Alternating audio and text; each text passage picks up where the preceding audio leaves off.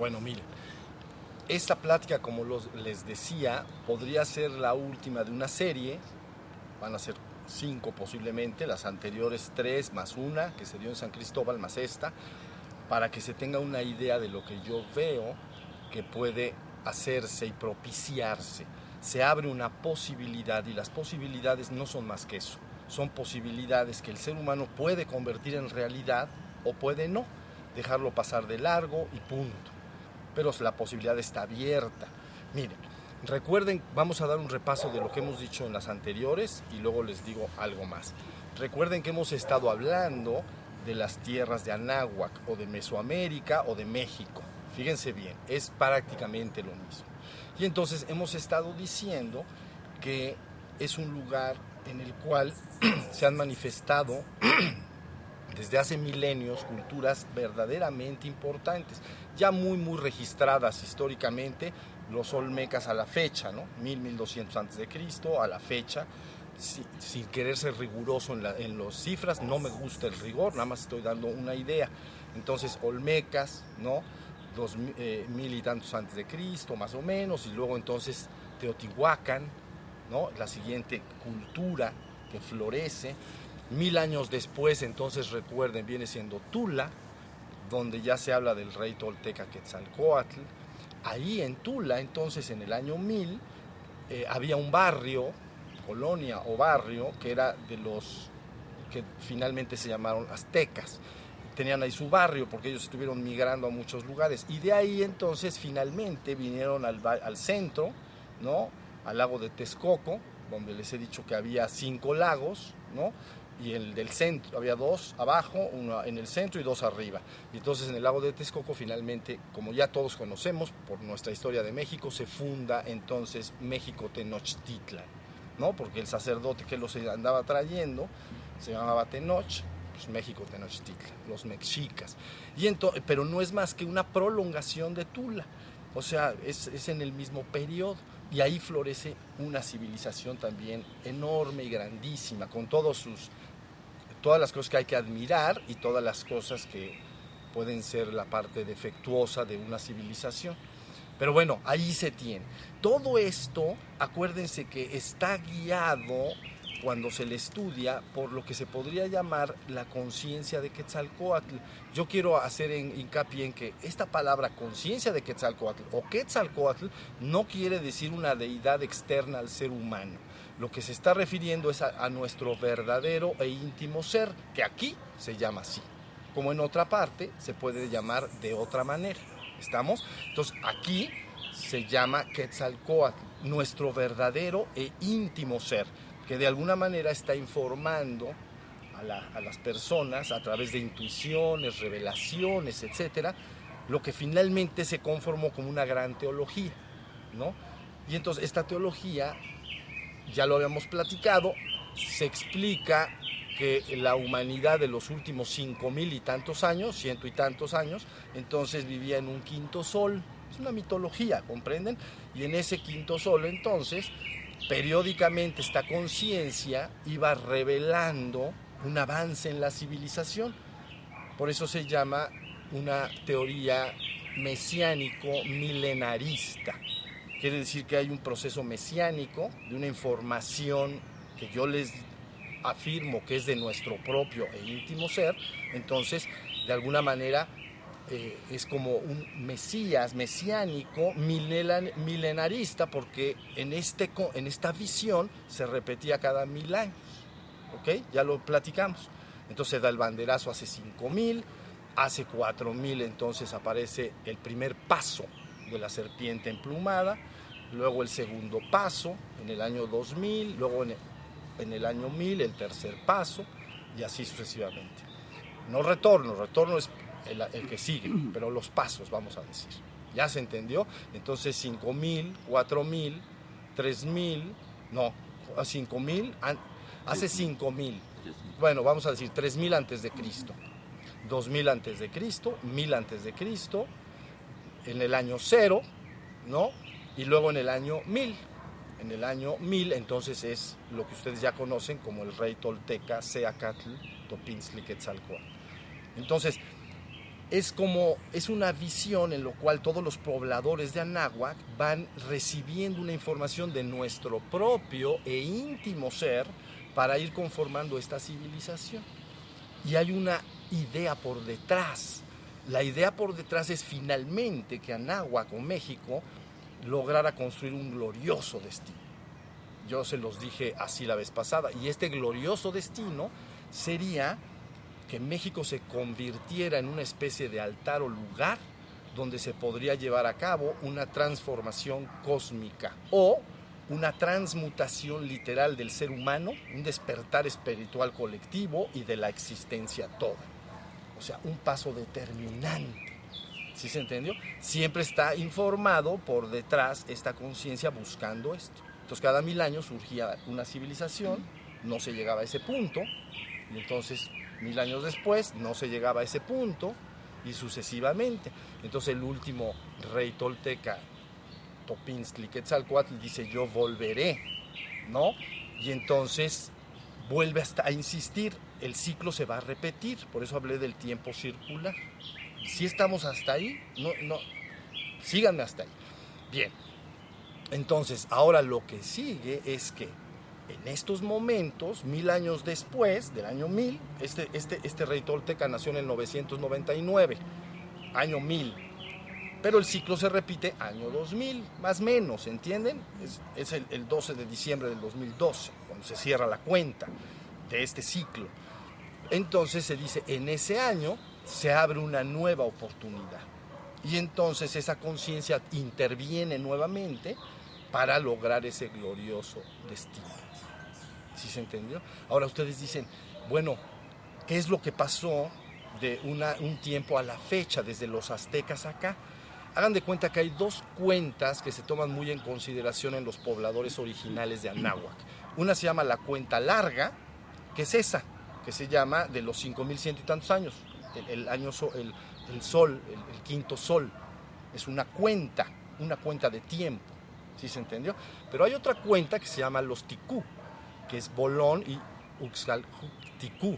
Son dos periodos, uno que es otra cuenta, y esa cuenta se le llama, que se ve como un periodo nefasto, malo, oscuro, más o menos cercano a los 500 años, y otra propicia, luminosa, ¿no? Llena de luz y progreso, de otros aproximadamente o cercano a los 700 años. Se llama los ticú. ¿Ya? ¿Hasta ahí vamos? Bien, pero resulta que el ticú obscuro o malo, Bolón, entonces aparece en 1519 y en la cuenta. Entonces ellos saben de antemano que va a haber un periodo de 500 años, de acuerdo a esa cuenta, que es una cuenta obscura para las intenciones de lo que estoy hablando, de crear ese glorioso destino, redención de la humanidad de manera colectiva.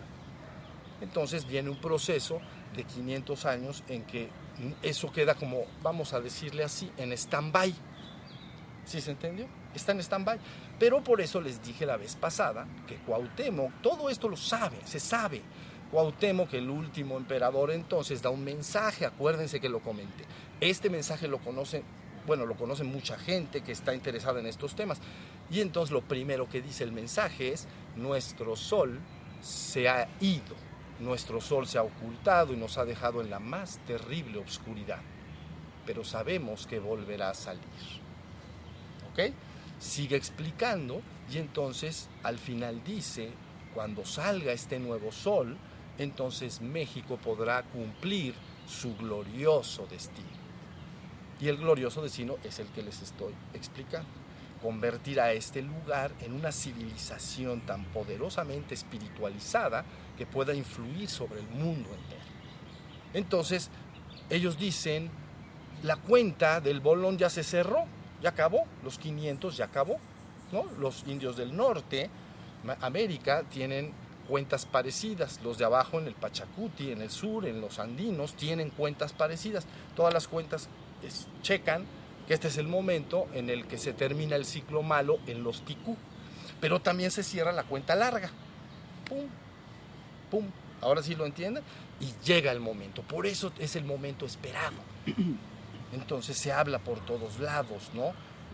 comunidades de los Hopis y otros en Estados Unidos fueron al Congreso a decir en el 80 y tantos ya que se había cerrado el ciclo de las guerras, ¿no? 5 ciclos de la estrella del alba, 500 años, ya había terminado. Venía la oportunidad de hacer una civilización de luz en el mundo y que podíamos hacer. Ahora si están entendiendo lo que está moviendo las cosas por detrás, es poderoso, porque a diferencia de otras culturas que tienen ciclos proféticos de este tipo, como por ejemplo la venida de Cristo, la parucía, ¿no? La segunda venida de Cristo u otras, no hay fijada una fecha, pero esto está con fecha, punto. Te dice, en tal fecha tiene que suceder eso. Por eso es tan importante. Las otras son profecías que sugieren, dicen, sugieren como palabras así: cuando vean ustedes guerras, rumores de guerras, cuando vean enfermedades por todos lados, cuando vean esto y lo otro, el tiempo se acerca. Entonces todo el mundo está viendo los signos, le llaman los signos de los tiempos, porque son profecías que no dicen una fecha, dicen signos. ¿Se entiende la diferencia? Y el signo entonces te está diciendo, cuando veas esto, cuando veas lo otro, cuando veas lo otro, cuando los hombres construyan grandes edificios altos, el tiempo ha llegado. Entonces está hablando del Islam, ¿no? Habla de los edificios altos. En fin, todas las comunidades y todas las tradiciones importantes del mundo tienen su referente, pero ninguna, yo las conozco todas, ninguna dice fechas exactas, porque las comunidades de Anáhuac eran astrónomos, astronómico el calendario, no astrológico, sino cómo se comportaba la cuenta, ¿no? Cada cuantos días la cuenta de la luna regresa al mismo punto, de la misma manera, es una cuenta. Y ellos dicen 28 días, es la cuenta. Y luego el sol, y luego etcétera, y luego las constelaciones, ¿sí se entendió? Por eso es todo lo que vaticinan que puede suceder, entonces lo ven en función astronómica, con fechas exactas.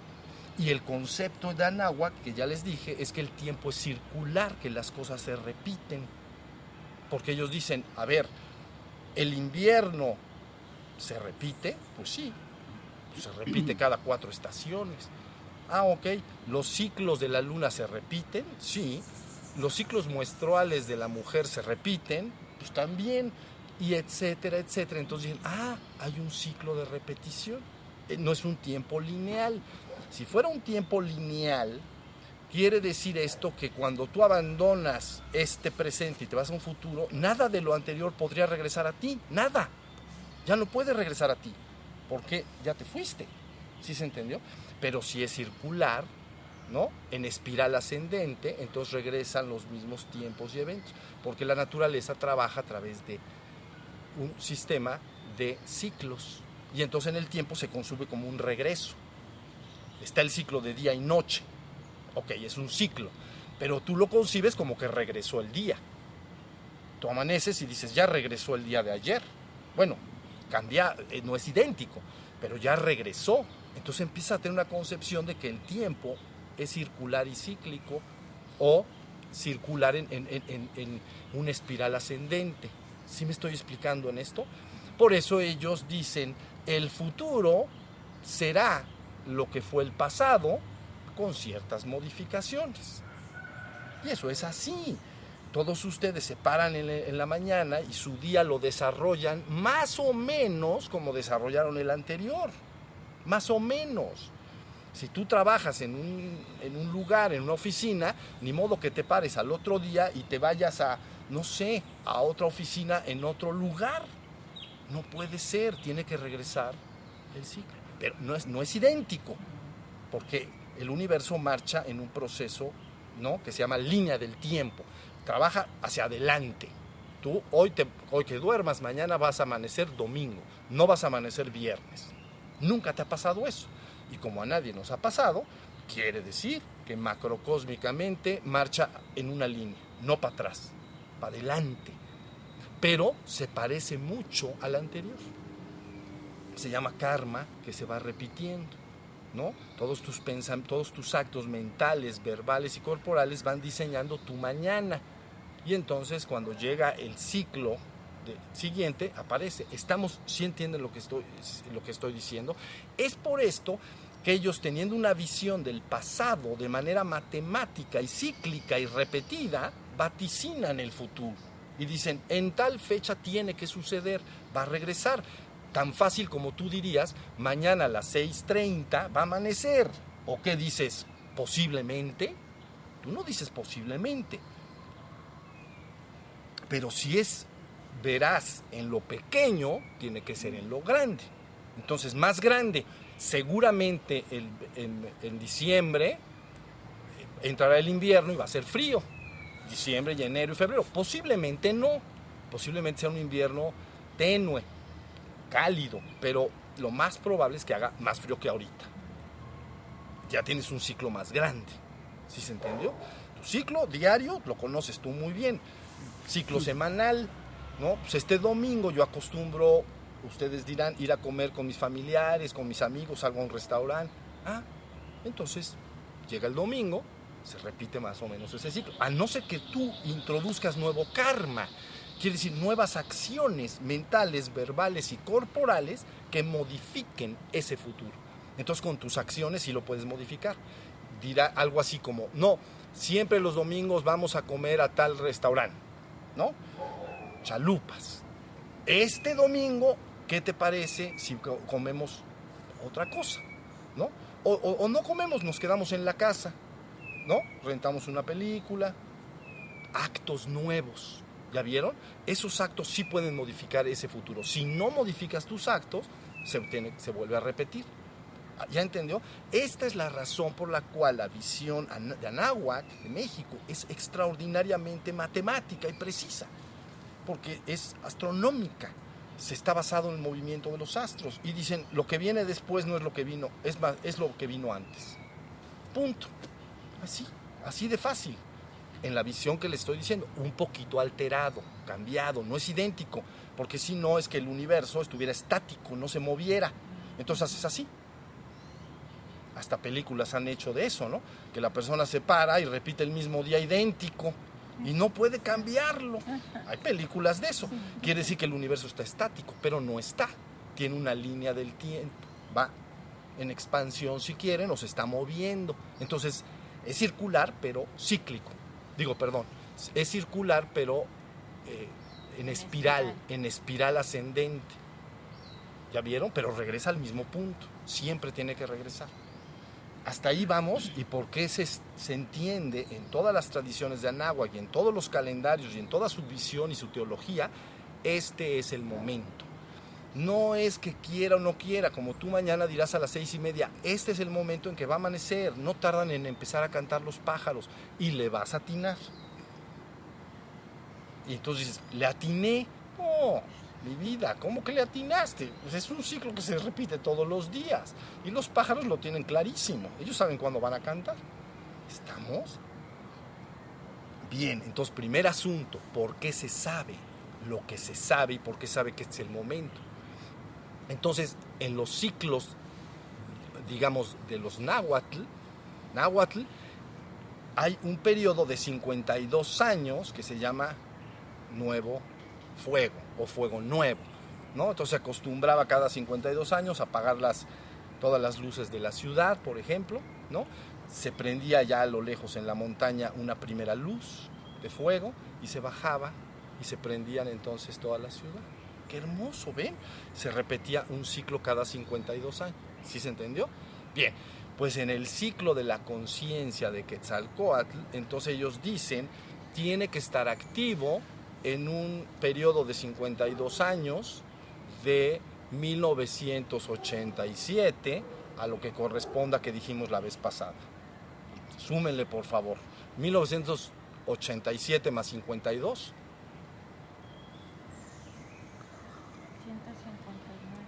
179. Sería 2030 y tantos, ya, para que me entiendan. Bueno, dicen, en este periodo tiene que estar activa esta conciencia, porque así fue, y como fue, será. Punto. En la visión de los Catuns, entonces es un ciclo más pequeño, de 19 años, y entonces dicen, en el último Catún de la cuenta larga tiene que estar esta conciencia activa. punto. Y entonces, ¿cuál es? 1993-2012. Pero ¿entienden por qué hacen este vaticinio? Porque no es más que un concepto de que se va a repetir. Por eso dicen, hace 5.200 años, una conciencia civilizadora que llamamos la conciencia de Quetzalcóatl inició un proceso de civilización en las tierras de Anáhuac y ha repetido cada 1000 años el ciclo. Y en concordancia con esa repetición milenaria han surgido grandes civilizaciones, olmecas, Teotihuacán, Tula. Entonces dicen, ¿esto a qué te huele? ¿A qué viene? El ciclo se va a repetir, pero es más importante porque se cierra el ciclo completo. O sea, desde el punto de vista de los ticú, termina el ciclo negro nefasto de 500 años y se abre el de 700. Es un poco menos, 400 y tantos y 600 y tantos. El ciclo malo es de 400 y tantos, ya terminó, ¿no? Ya terminó. Entonces empieza, luego viene su encaje, viene en varias operaciones de tiempo, ¿no? Y luego entonces surge el nuevo de luz, de 700 años. Esa es una cuenta. Entonces ellos dicen, ya acabó la cuenta oscura, ¿sí?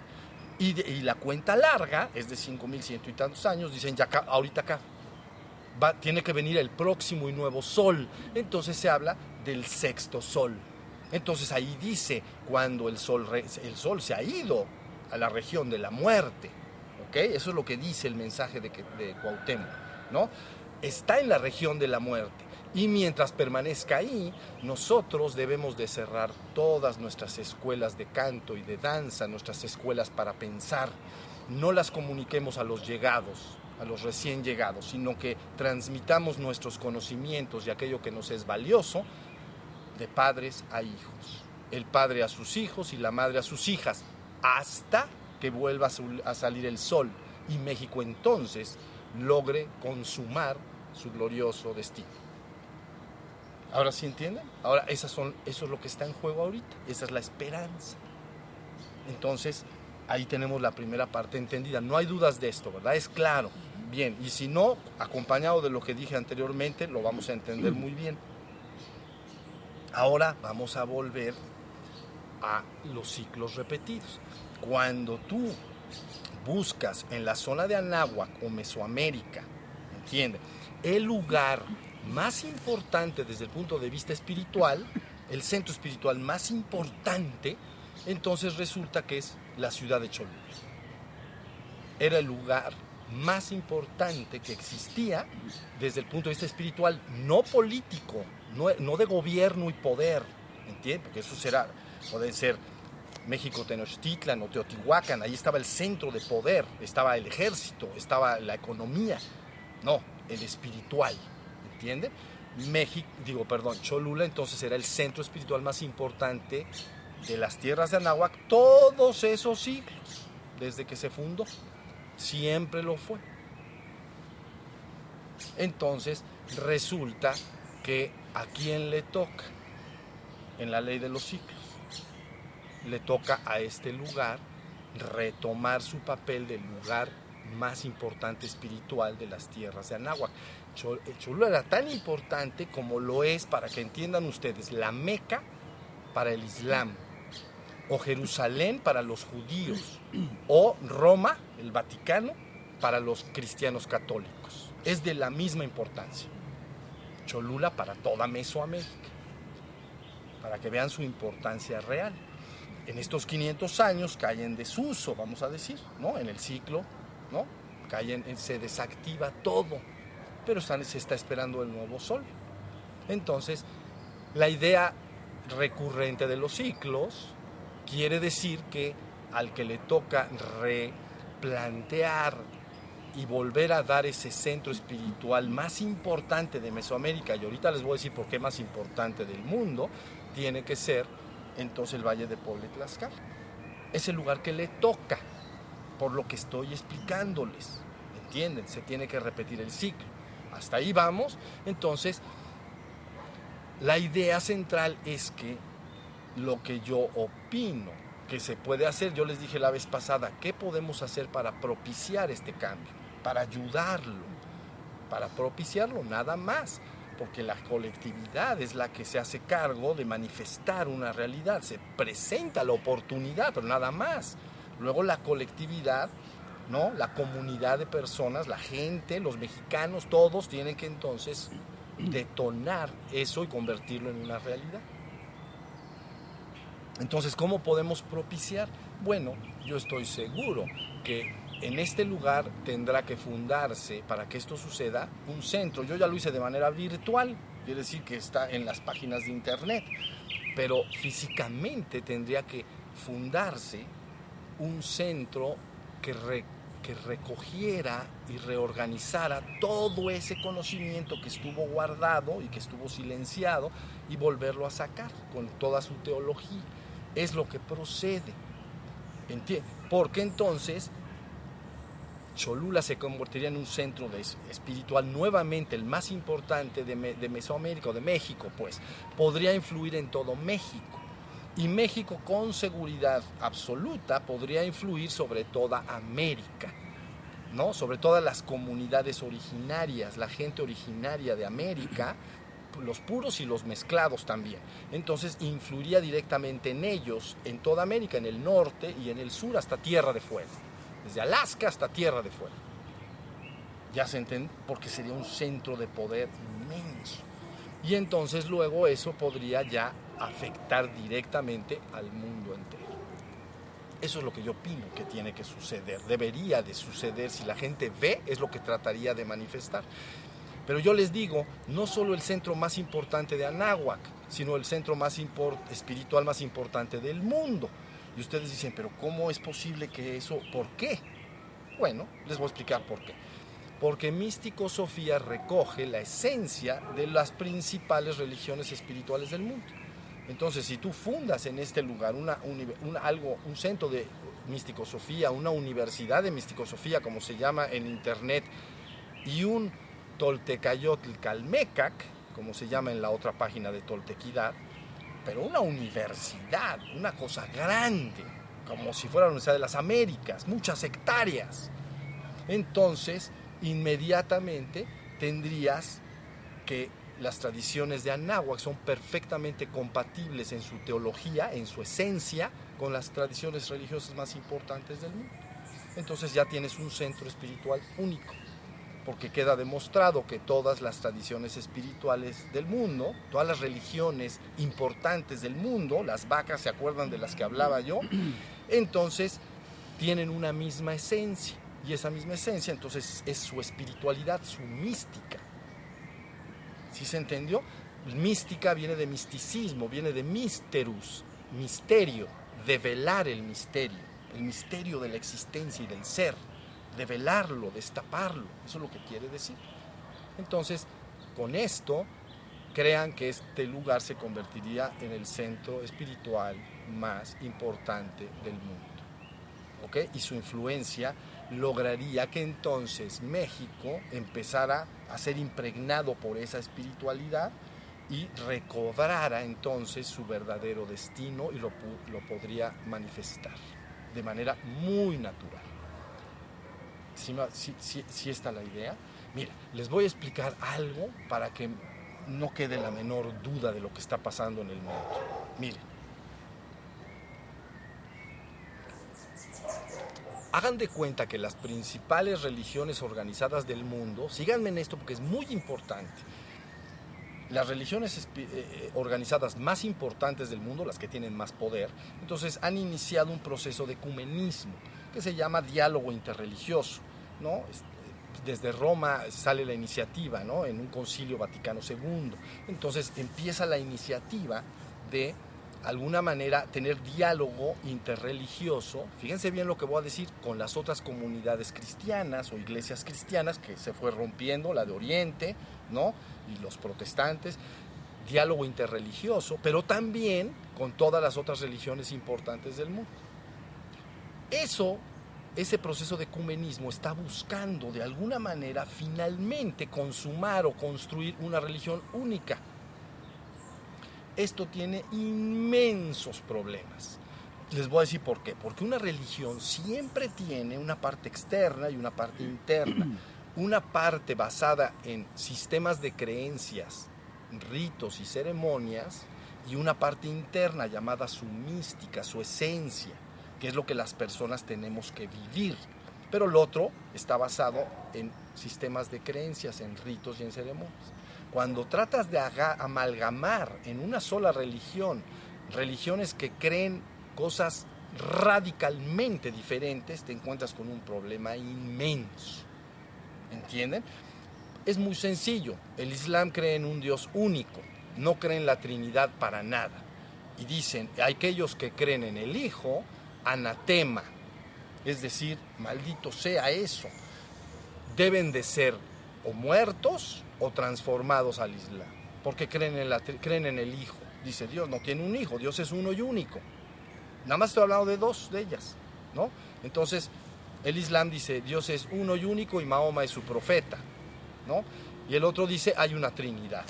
Y ellos dicen, ¿cuál Trinidad? Eso es un invento, ¿no? Niceno-constantinopolitano. En dos eventos, ¿no? En dos oportunidades se juntaron en Nicea y en Constantinopla para definir su credo, ¿no?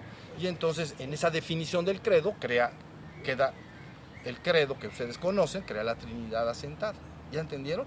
Pero los otros dicen que eso no hay tal, y los judíos tampoco, y el budismo ni Dios tiene, nunca ha hablado de Dios, ni religión se le podría llamar. Entonces tratar de amalgamar esto es un trabajo inmenso, pero están trabajando en ello. Y finalmente, con la idea de tener una sola religión y ubicarla, sospecho, en un lugar específico que es Jerusalén. Y entonces ahí podrías conjugar, si se logra, una sola religión organizada. Un sistema de creencias. No sé cómo le van a hacer, ¿no? Yo conozco los diálogos de unos y otros, ¿no? Los católicos en ese diálogo interreligioso han dejado de hablar del Hijo cuando es su parte más medular, hablan del Dios único, pero ya no hablan del Hijo, etc. Está muy complicado la cosa. Entonces, pero la idea que se tiene es amalgamar una sola religión y posiblemente y seguramente con el correr del tiempo fundarla y ubicarla en Jerusalén. ¿Ok? Y todo empuja entonces a que la humanidad tendría, síganme en esto, la humanidad tendría entonces un solo gobierno político, con una sola economía, una sola moneda, una globalización económica, un solo ejército bélico y una sola religión organizada. ¿Ya entendieron? Religión organizada, centro espiritual más importante del mundo. ¿Por qué? Porque yo trabajo sobre la esencia y jamás no me importan los sistemas de creencias. Si alguien cree en la Trinidad o no cree en la Trinidad, a mí me es absolutamente lo mismo. ¿Entienden?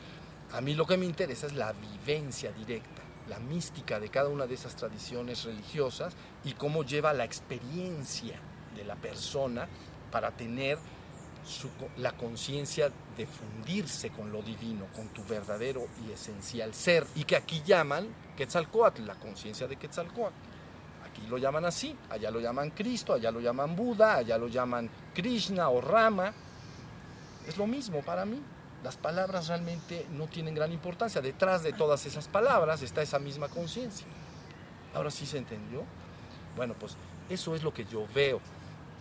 Entonces, esto puede lograrse, se necesitan muchísimas manos, muchísimas donaciones de dinero para poder poco a poco ir conformando esto si se quisiera hacer.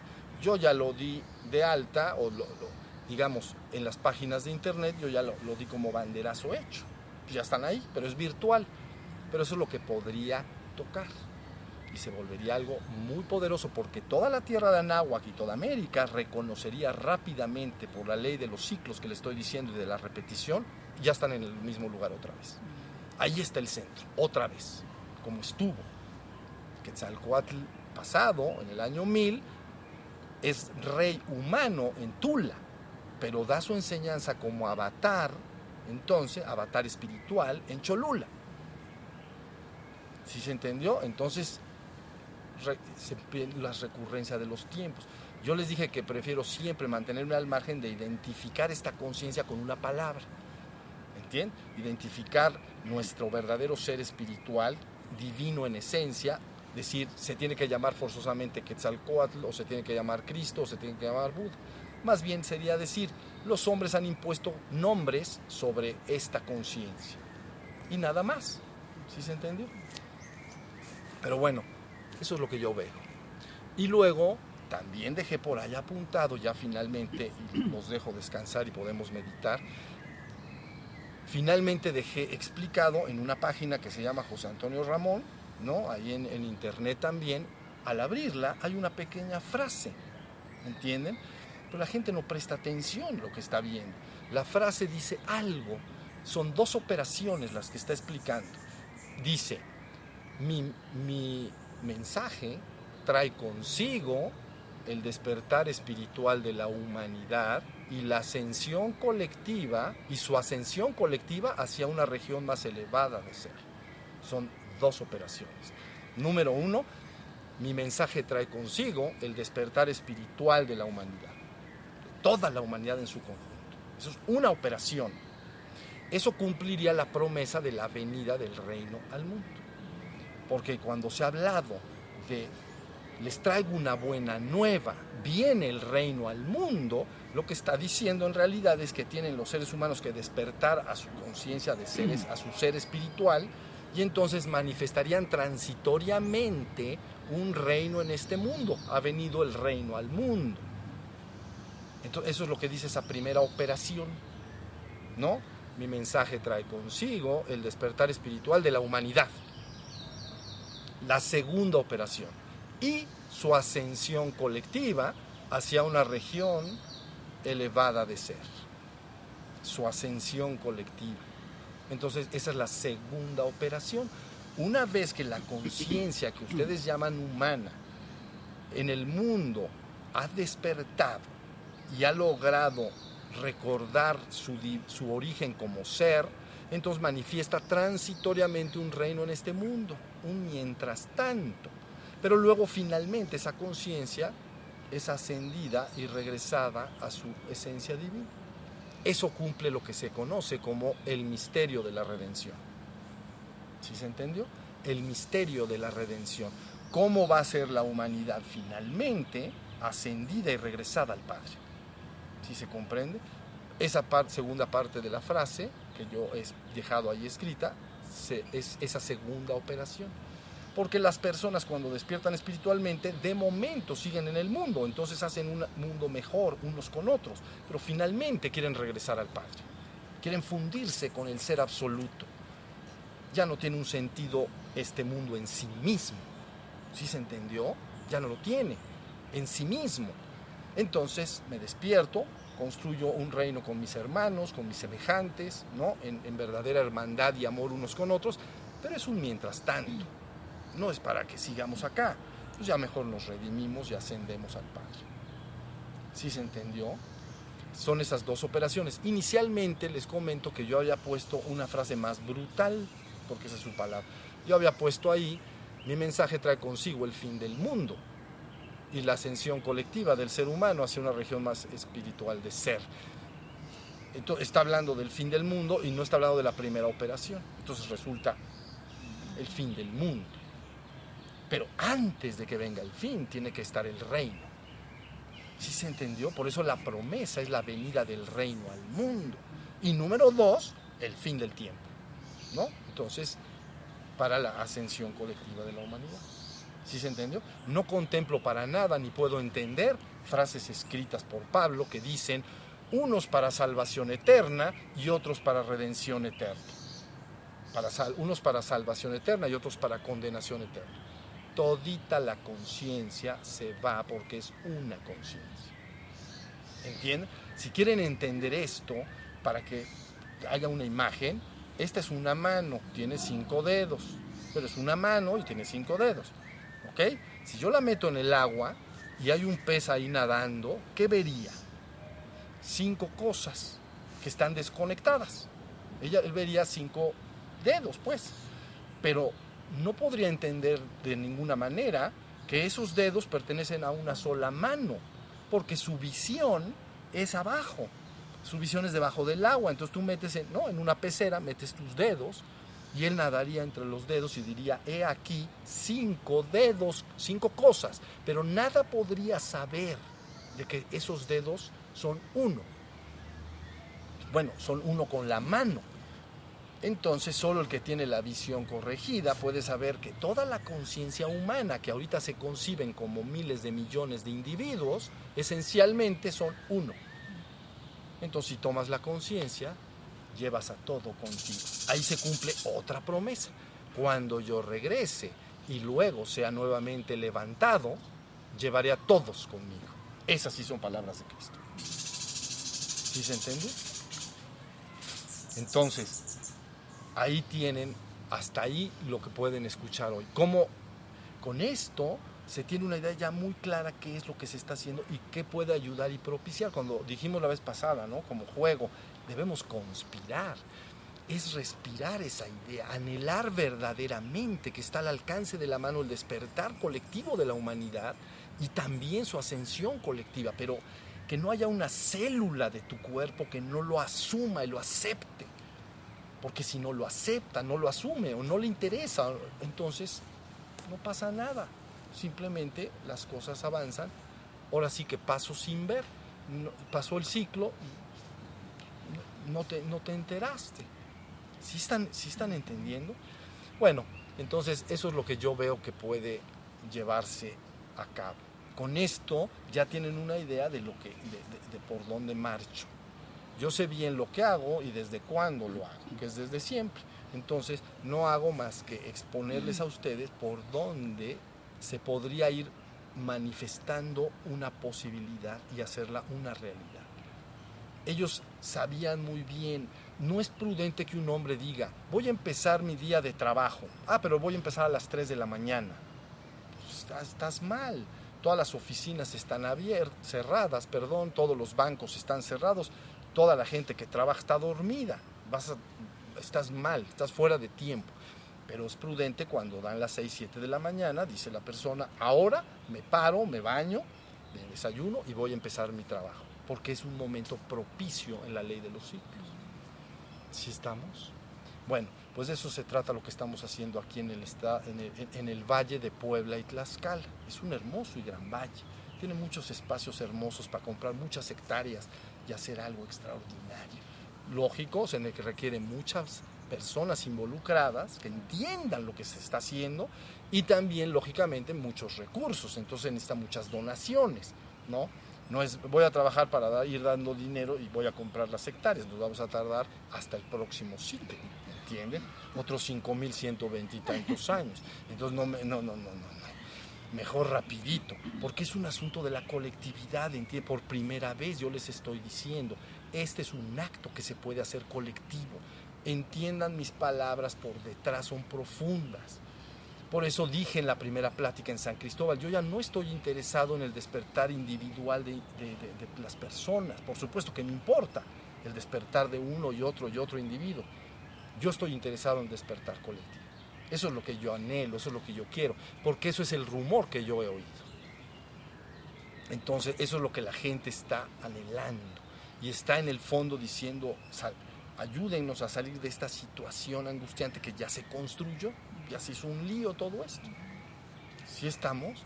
Entonces, bueno, desde el punto de vista de espiritualidad, sí se entiende la diferencia entre el centro espiritual más importante del mundo y una religión única, formada por una teología, no sé cómo la vayan a hacer, ¿no? Que está destinada al dominio de las conciencias, al poder, a los sistemas de creencias, a los ritos, a las ceremonias. A mí no me interesa lo que las personas creen. A mí me interesa que lo vivan. Entonces, por eso me ocupé de la esencia, de su parte mística y interna. Si se dan cuenta, todavía ven poco, pero van a ver mucho más. Y se van a dar cuenta que su presencia en este lugar está acompañada de una fuerza inmensa, porque está dado así, está dado en ley de ciclos muy precisos. Son oportunidades, y la oportunidad de esta conciencia que aunque se le llame aquí Quetzalcóatl, yo estoy hablando nuestro verdadero íntimo ser, cuando ve la posibilidad, hace todo el esfuerzo que se requiere para lograr ese rescate, ¿no? Esa redención, retomar a la humanidad y llevarla a regiones elevadas del ser, pero de manera colectiva. Y entonces este universo desaparecería literalmente de la esfera de tu conciencia, porque eres retomado hacia esferas elevadas del ser. ¿Sí se entiende? Por eso de Shiva, y ya termino con esto, cuando se habla de Shiva, se habla de el destructor el destructor de la ignorancia y del universo. Entonces tú dices, ¿qué quiere decir esa palabra? ¿Por qué es el destructor de la ignorancia y por qué es el destructor del universo? Así está concebido en la India. Bueno, es el destructor de la ignorancia que tiene el ser humano en cuanto a que ignora cuál es su divino origen. Y esa conciencia se lo busca recordar. Entonces el destructor de la ignorancia y el sufrimiento que padece el ser humano porque no recuerda cuál es su divino origen. Pero dice también, es el destructor del universo. Entonces tú dices, ¿cómo es el destructor del universo? Porque cuando despiertas a la persona y la persona reorienta su atención hacia el ser absoluto que yo soy y que ustedes son junto conmigo, este universo se apaga, como apagas un televisor. No tienes que destruirlo a patadas, nada más tienes que mover la conciencia. Si no te gusta un canal de televisión, un programa, no patees la televisión. Eso no, ¿para qué lo haces? Mejor cámbiale de canal, más o menos. ¿Entienden lo que quiere decir? Si despiertas a la humanidad y luego le enseñas un pasito más, es un pasito. Ubicas tu conciencia así, viene la ascensión colectiva. Se cumplen las dos operaciones ofrecidas por Cristo. Una, la venida del reino al mundo. Y la segunda, llevaré a todos conmigo. ¿Sale? Bueno, pues ahora sí ya la tienen más revelada. Y a eso es a lo que me dedico y me he dedicado siempre. Nunca yo había hablado en estos términos hasta que me fui allá a San Cristóbal. Y finalmente dije, bueno, yo ya acabé todo. Y me dijeron, di algo. Ni modo que les iba yo a decir lo que les dije en los satsangs, van a decir eso ya lo dijiste ahí. Entonces dije, bueno, algo podemos hacer, que es esto. Y ahora con esta plática aquí, que suman 4, ya tienen un panorama más completo. Dentro de poco estará subido esta información entonces en YouTube y va a estar subido también en la página de Toltequidad, en un apartado que abrí que se llama Misión Quetzal. Misión Quetzal. Algunos de ustedes que estuvieron conmigo hace 20 años me escuchaban hablar de esa palabra, Misión Quetzal. Pero no era el momento, se estaban precipitando cosas y yo dije, yo trabajo en tiempo y forma. Entonces se desactivó todo, pero ahorita ya no hay que desactivarlo. Ahorita en todo caso hay que activar. ¿Sí se entendió?